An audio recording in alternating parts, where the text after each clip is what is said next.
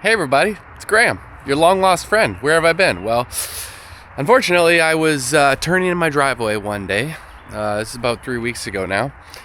And just waiting for oncoming traffic, minding my own business, thinking about the good in my life. And lo and behold, schmack! I was hit from behind, totaled the Volvo gone, hurt my back, hurt my neck. But the brutality of it all was later to be discovered about 3 days later when I had crazy concussion symptoms continuing. And you might see that my face looks like it's sad, but my heart is happy. My brain is also a little bit sad. I am still dealing with concussion stuff. So that's why I haven't been to the cabin in a while. I can't actually drive myself anymore until I get better. I'm hoping I will be better soon. I'm going to be doing some vestibular therapy for eyes and ears and brain. Sorry guys, it's the screen's a little dirty, my bad. But I figured I'd hop on here and you guys can join me for my morning chores, and we can try and catch up together. Stay positive, Graham. Positivity is what you need to have if you plan on getting better, especially with brain stuff. The moment you start thinking negative things, your brain picks up on that, and it's just a corrosive environment for your brain to be in. So let's be positive, and let's do some stuff around the homestead here. What's this you say? Well, before my accident, I was demolishing and renovating my basement. I used to have a home theater down there, but we never use it. And I have two daughters that go absolutely cray-cray in my house, and I want to put them elsewhere. So we're going to redo my basement. I'll try and film it if you guys are into that sort of thing, and make a absolute heavenly place for them to be creative and cuckoo. Oh, what's this you say here? Well, I traded in my 30 quail and got myself 25 new hens. Hello, babies. Come see Papa. Hello. Oh, what kind of hens do we have here? Well, the black and gray ones are called, what are they called? They're called Plymouth Gems. So I think it's a Plymouth Rock, Bar Rock kind of, I don't know. We've got 10 Golden Comets, which are somewhere in there. And we also have 10 brown-eyed Bettys. I'm not sure, I made that up. We got 10 of another kind. I might have to start shipping you guys eggs if we get any more. They are loving the hoop coop. I should probably clean it out. It smells like they've spent way too much time in here. And then over here in my protected run, we've got my OG. The OG chickens. I've got 8 from my very first batch of chickens. Started with 15. And then there's one of 4 that I got when I did trade in those quail. That's a trampoline that nobody uses. I'm thinking about burying it and having a trampoline level with the grass. Who knows?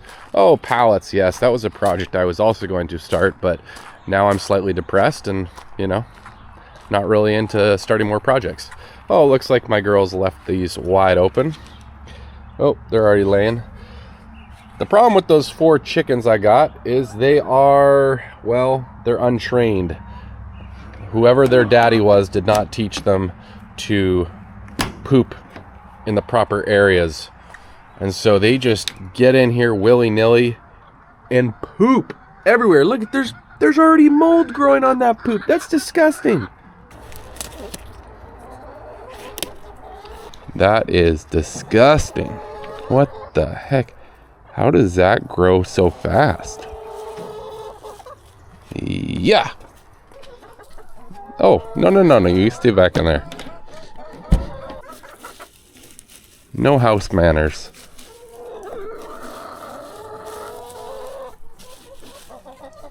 Hey, no, you get back here. They want to come back out because right now I've got them in their fenced in area to protect them from foxes, because I think it's pup season right now, I keep them fenced in under this. Normally I'll open this thing and they can free range, but because I'm spending so much time in bed nursing my wounds, I am not out here to protect them from fox. So as you can see, they got this little run here. I had a build about that because I was bored and thought you guys might want to watch me building this big rectangle. And then I built a tunnel system. This tunnel goes boop, boop, boop, boop, boop, boop, boop, goes under some jungle over there, ultimately getting them to a nice big area where they can free range. And because normally they just free range around my property, but the fox is sneaky. In fact, one of those 4 new chickens, they're just not that bright. And one of them went way off into the woods by itself. Fox picked it off. I heard it because I don't have a rooster, so I've actually absorbed rooster skills, and I had a tingle, and there was something in the air, it didn't feel right. So I came sprinting out, shirtless, no shoes. That's important because I sprinted right into the woods willy-nilly. And sure enough, there was a fox just about to indulge in this poor little chicken that was just lying on its side, not really worried about its life about to end. And where am I going with this?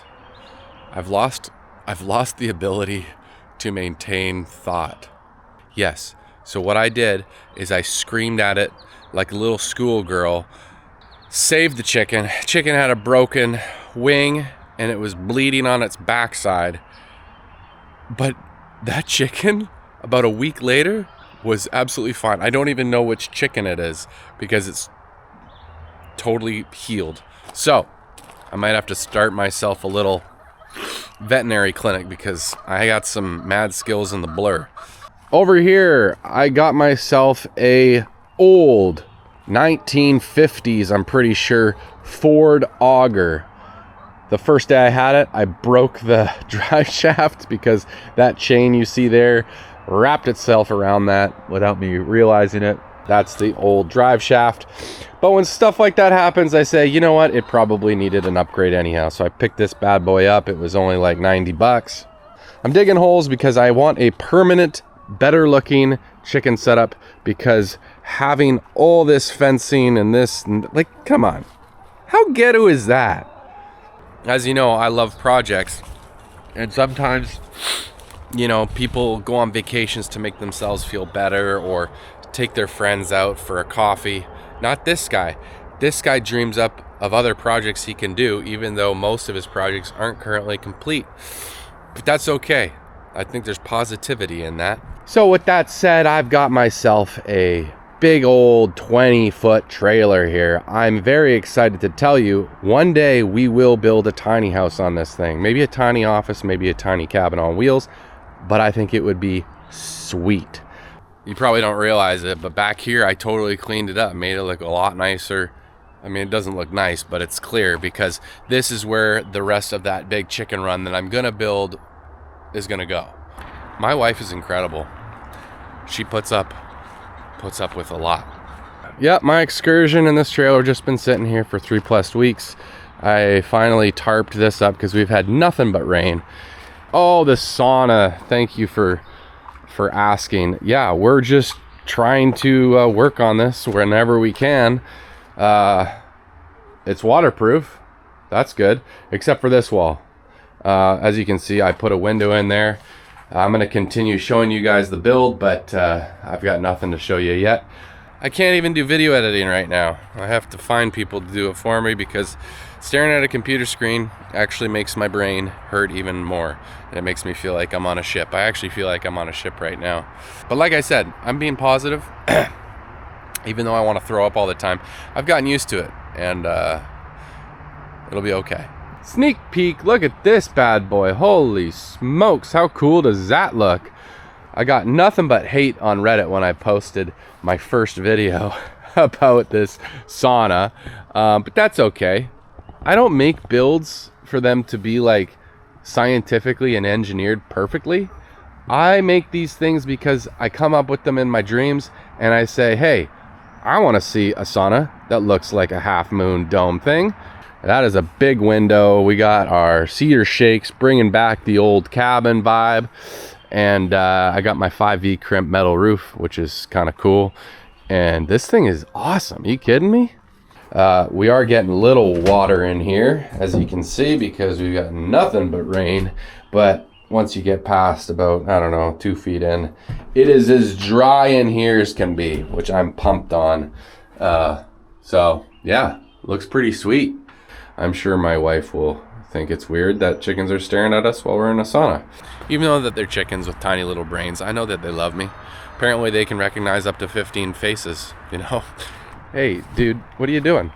You're like kind of in, kind of out. Oh, wow, that fence really works well.